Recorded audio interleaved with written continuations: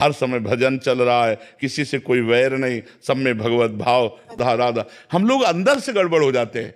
अंदर से गड़बड़ ना होना ये परमार्थ की स्थिति है, और अंदर से गड़बड़ हो जाना ये परमार्थ की कमजोरी। रोल तो करना पड़ेगा, रोल तो करना पड़ेगा, क्योंकि हम संसार में कोई ना कोई रोल है हम सबका। कोई किसी का पिता है, कोई किसी का पुत्र है, कोई किसी का पति है, कोई किसी का मित्र है। हमको सब रोल करने हैं, लेकिन परमार्थ में स्थित रहकर व्यवहार में हम बिगड़ न जाएं, ऐसा रोल करना है हमें। तो इसलिए हम लोगों को चाहिए कि जहां जो आवश्यकता है, अब जैसे कोई बच्चे हैं, आप ऐसे समझो, बेटा आज से आप मोबाइल में ये चीज नहीं देखोगे, नहीं मानेंगे। जब उसको डांट पड़ेगी तो उसको भयभीन होए न प्रीत। रामलला काम जब ना चले तो फिर दंड विधान का काम चलता है। उसमें हमको सावधान ये रहना कि मेरा रोल है, मैं रोल से अलग कहीं असलियत में ना बदल जाऊं, असलियत में क्रोधी ना बन जाऊं, नहीं तो अपने परमार्थ की हानि हो जाएगी। हमें रोल करना है, हाथ इतना ऊंचा उठाना है, थप्पड़ हल्का मारना है। जी, जगत नश्वर है लेकिन कर्म प्रधान है, तो कई बार हमारे सामने एक से अधिक विकल्प होते हैं।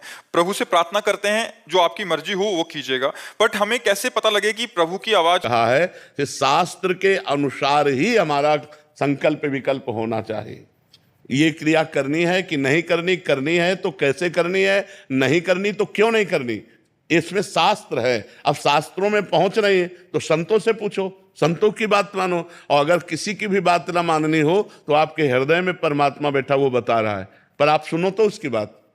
कोई भी कार्य आप गलत करने चलेंगे तो आपके अंदर आएगा गलत है, आएगा आपके अंदर एक बार संकेत आएगा गलत है। सही करने चलोगे तो अंदर उत्साह और शीतलता आएगी, सही है सही है। तो उस बात को हम समझ नहीं पाते, तो हमें लगता है प्रगट में सत्संग सुनना चाहिए, शास्त्रों का स्वाध्याय करना चाहिए, जिससे हमारी बुद्धि को ये ज्ञान तो हो कि मुझे क्या करना चाहिए, क्या नहीं करना चाहिए, और जो करना चाहिए वो कैसे करना चाहिए, जो नहीं करना चाहिए वो क्यों नहीं करना चाहिए। ये सब शास्त्रज्ञ महापुरुषों से या शास्त्र के द्वारा हमें ज्ञान होगा। ये हमको ऐसे संसारिकता में तो ज्ञान होगा नहीं। इसीलिए शास्त्र स्वाध्याय की आज्ञा है कि रोज शास्त्रों का स्वाध्याय करना चाहिए, रोज सत्संग सुनना चाहिए, रोज सत्कर्म करने चाहिए, जिससे हमारी बुद्धि पवित्र हो, हमारी आत्मा की आवाज को सुन सके। हमारे अंदर दो आवाजें आती है, एक मन की आवाज और एक आत्मा की आवाज। मन की आवाज को कंट्रोल करें आत्मा की आवाज से।